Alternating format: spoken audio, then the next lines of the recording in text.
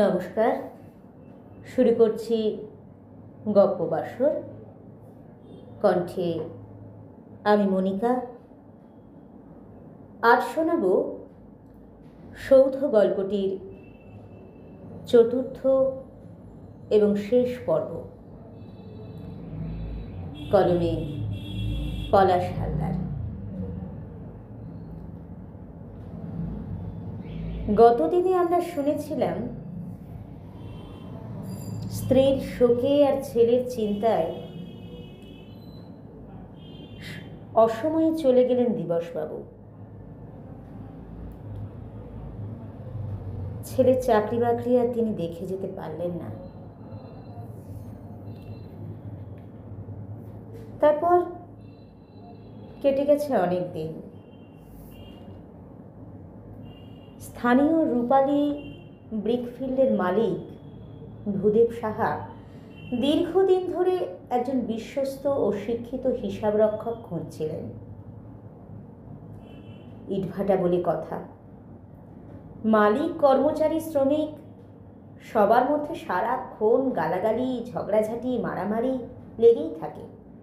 তাই শিক্ষিত মানুষজন ওখানে যেতে চায় না, গেলেও থাকতে পারে না। সবাই আবার বিশ্বাসযোগ্যও নয়। উঠতে বসতে কাঁচা টাকার লেনদেন, লোক সামলানো মুশকিল। নিঃসন্তান ভূদেববাবু পড়েছেন মহা সমস্যায়।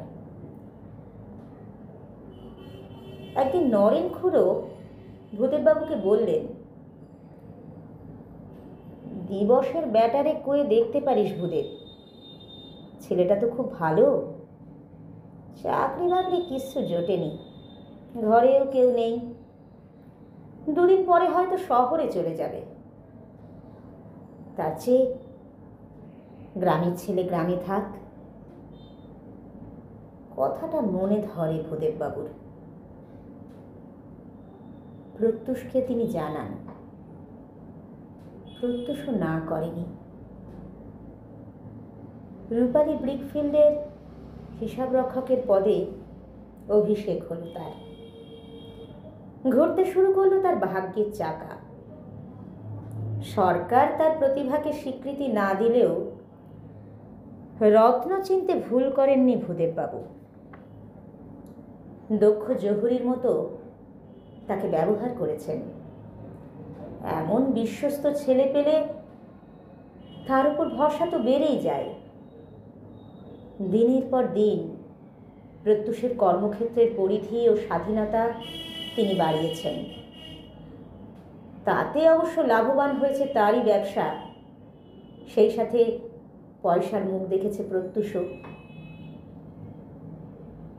রূপালী ব্রিকফিল্ডের ইট দিয়ে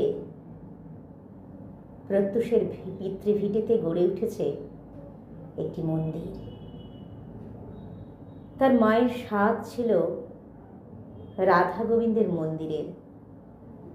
সে স্বাদ পূরণ হয়নি তার বাবা মা কারো।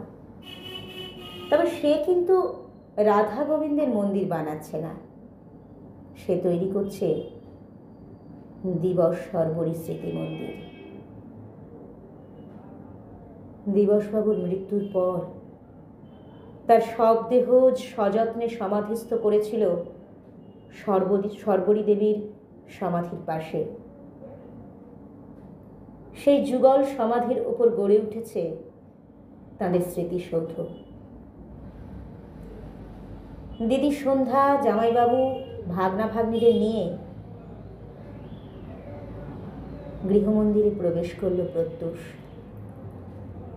সেই উপলক্ষে সমগ্র পাড়া পেট পুরে মধ্যাহ্নভোজন করল। রূপালী ব্রিকফিল্ডের মালিক ভূদেববাবু তার জীবনের মানচিত্র বদলে দিয়েছে। আজ সে তৃপ্ত। তাকে উঠে দাঁড়ানোর জন্য মাকে বিক্রি করতে হয়নি, মায়ের স্মৃতিকে ছিন্ন ভিন্ন করতে হয়নি। আক্ষেপ শুধু একটাই, তার এই সাফল্য তার বাবা দেখে যেতে পারলেন না। দিবসবাবুর সেই ছোট্ট ভিটেতে এখনো জ্বলজ্বল করছে দিবস সর্বরী স্মৃতি মন্দির। মাস্টারমশাইরা ঠিকই বলেছিলেন, প্রত্যুষ একটা জুয়েল, যেখানে থাকবে, চকমক করবে, চারিদিকে আলো জ্বলবে, শুধু তার জ্যোতি প্রকাশের মাহেন্দ্রক্ষণ পর্যন্ত অপেক্ষা করতে হবে।